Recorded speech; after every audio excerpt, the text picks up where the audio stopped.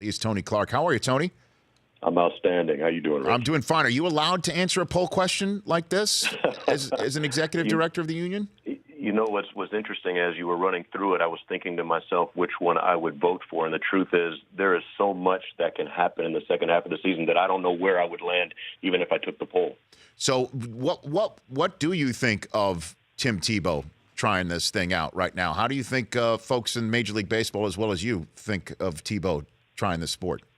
Well, I'm excited for him, but the biggest reason I'm excited for him is if he does well or continues to do well or continues to progress, I think it opens the door to something that is worth considering as an industry moving forward, and that is a lot of guys, a lot of young athletes are making a number of different decisions about which sport they want to play, and some are choosing sports other than baseball. But for those who do have baseball in their background, when one door closes, another door may open, and baseball may very well be that door, albeit with Tim starting a little bit later than you would assume some might coming out of college. But against the backdrop of there being possibilities for those who wrap up a basketball career or a collegiate football career, there may be another opportunity here. So I hope that he does well, if for no other reason than it may jumpstart the engine for some other guys. Well, I mean, Samardzija made that decision, didn't go to the NFL, decided to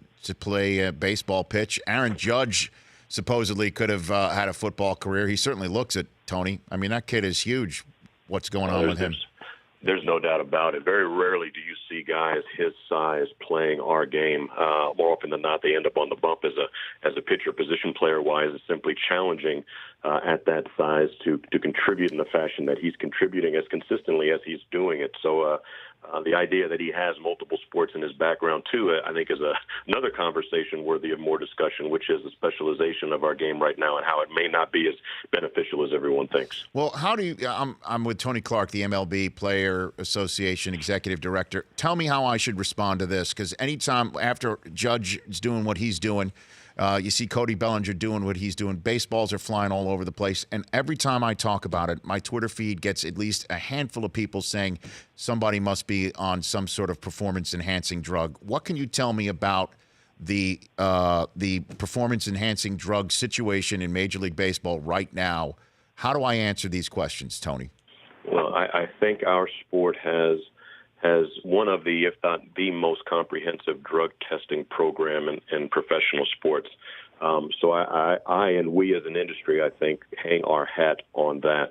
Having said that, we've put ourselves in a position where that comes up every time something special is being done. And it's unfortunate. It really is unfortunate that there are a number of folks who as a result of some decisions that some in our history have made, they can't enjoy what it is that they're seeing simply as a fan, because that question lingers. But as a result of the players' continued push to make sure that we do have the strongest program in professional sports, we do hang our hat on that program so that what you see is something that you truly can enjoy. Well, what is the union doing to perhaps identify performance-enhancing drugs that are now cutting edge, 21st century cutting edge, that might not be caught with what is in place? Well, one of the things that's different with our drug testing program and our CBA, between the two, is that every offseason we have an opportunity against the experts that we have involved in our program to make changes, to accommodate additional drugs, performance-enhancing drugs that may be out there that we become aware of, so that not only can we test for it, but we have the testing available to test for it. So the testing program itself is constantly changing, constantly adapting. So whereas the collective bargain agreement is often a 4, 5, 6-year window of an agreement, the drug testing protocols and processes often change annually. Another reason why this is coming up, Tony, is because the last time the conversation that the balls were juiced, it turned out to be a lot of players were, and we're having a conversation almost all the time about the baseballs being juiced because of the number of home runs we're seeing. Do you think that the baseballs are different this year as in years past? Well, it's hard to say. We've engaged Major League Baseball in an effort to try to determine whether or not that is the case. I can tell you that dialogue is ongoing, but I can also tell you that philosophically, what the guys are trying to do at the plate is much different as well.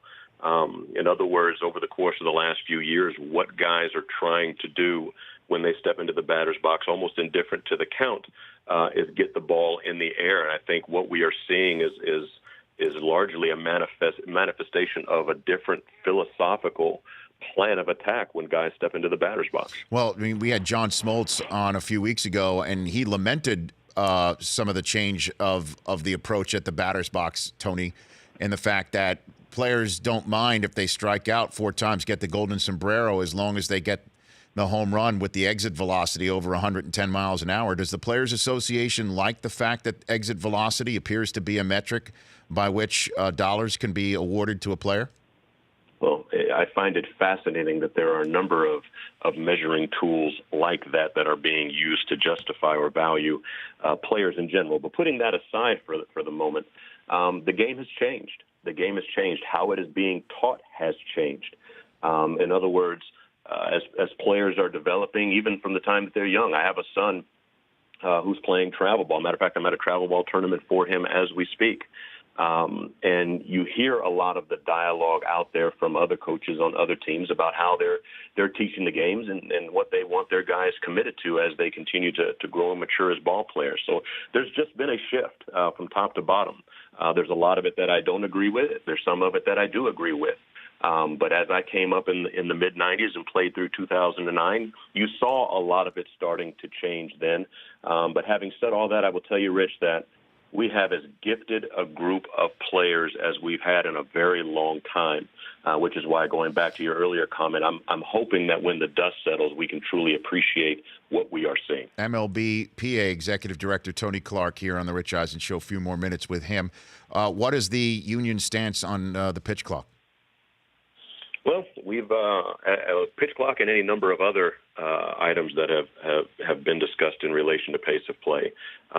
We've had some challenges working to find consensus among the guys, and it'll continue to be a topic of discussion. I think what I offered a couple of weeks ago still holds true, which is we continue to have ongoing dialogue, which has been beneficial with the league about any number of considerations related to improving our game and moving our game forward. The one big difference now is that we're having that dialogue during the season rather than just during the off season, where once guys scatter and disperse, it can be a little difficult trying to connect the dots there. But I'm guessing that the pitch clock and any number of ideas will continue to be a part of the conversation moving forward about how we advance our game. Well, I know I'm not a member of the Players Union. I never could hit the curveball, Tony. I'll be very, very honest with you.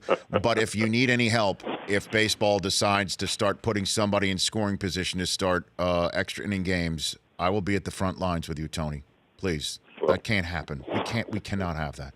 We just can't. Rich, I appreciate it. There's always a delicate balance, and per some of my comments over the course of the last couple of years, that it's not too difficult to tell where I stand and where a number of players stand on a number of these moving pieces. But I'm hopeful that as we all sit down and continue to talk positively about this, that we come to a conclusion that is best for the industry. But there's some hurdles to overcome. Okay, one last one for you, Tony. I know it's not your bailiwick, okay? I know it's not your bailiwick here, but with the NBA free agency period with a bunch of players hitting for a ton of money, and then obviously guaranteed contracts in Major League Baseball, Pablo Sandoval getting DFA'd, and the Red Sox can cut him a check for about $50 million. NFL players have taken notice, and I'd like to play this soundbite from Richard Sherman at the ESPYs red carpet the other day and get your 2 cents on it.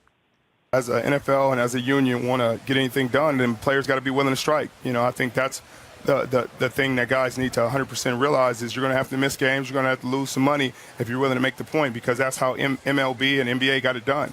They missed games. They struck. They flexed every bit of power they had, and it was awesome. It worked out for them. So I think guys need to reevaluate how they look at contracts and how they look at longevity and things of that nature, because NBA players like KD and LeBron are sitting there taking 2-year deals like it's nothing. They're like, I'll take a 2-year deal because I'm going to wait for the salary cap to increase and get another bite at the apple. In our sport, they won't do it. Wondering what a union chief thinks about that, Tony Clark. Well, I'll tell you this, that we are where we are as an institution, as an association, as a players union, because we stand on the backs of all those who came before us. So whether it was Marvin Miller in '66, who organized this in the fashion that you see today, or a strike in '72, a lockout in '73 and '76, a strike in '80 and '81 and '85, a lockout in '90, and a very difficult strike in '94, '95. I have often said that we've been able to move our game forward and work respectfully with Major League Baseball over the last 20 years as a result of our history and the sacrifices that our members have made along the way. So I understand exactly what Richard is offering. Having been a player and having been a player coming out of the '94, '95 strike, and being around our history consistently, there are challenges there that unless guys are willing to work through and sacrifice, they're going to be very difficult to overcome. So you think the NFL players should do something like that, Tony?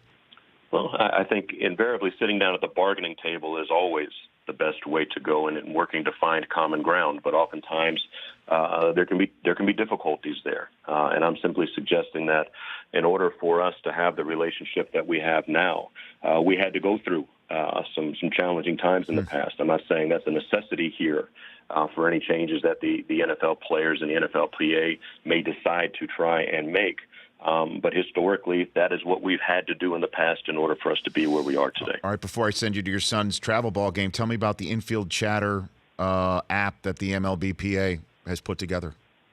Well, it really is the result of players asking about how to better connect with their fans. There's a lot of social media platforms out there, and it's not trying to take or downplay what they do or how they do it as being detrimental to the broader conversation, but being able to put together a sideload baseball-specific platform that engages players directly to fans and fans directly to players was the idea.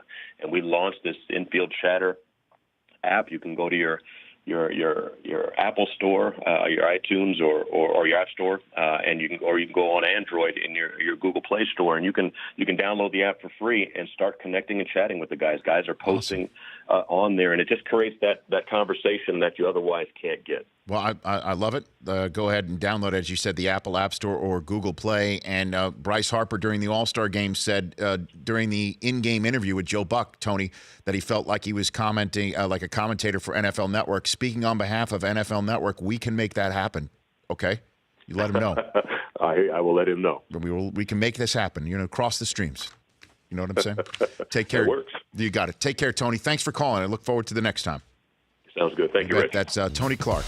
The Rich Eisen Show, weekdays at noon Eastern on radio stations across the country and audience. If you like that video, be sure to download our app, and I'll be sure to help the NFL figure out what a catch is.